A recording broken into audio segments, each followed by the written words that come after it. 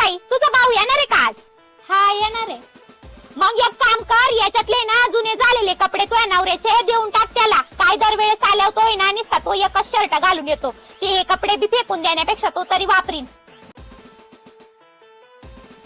अगं सुनबाई, मी काय म्हणते, तसं बी आपण आता घरात नवीन फर्निचर करणार आहे ना, मग हे जुनं कपाट आहे ना भंगारात देण्यापेक्षा तुझ्या माहेरीच देऊन टाक. तसं बी त्यांच्याकडे कुठं कपाट आहे, इथं तिथे ठेवी त्या कपड्यांचे बोळे करून, त्याच्यापेक्षा याच्यात तरी नीट ठेवती.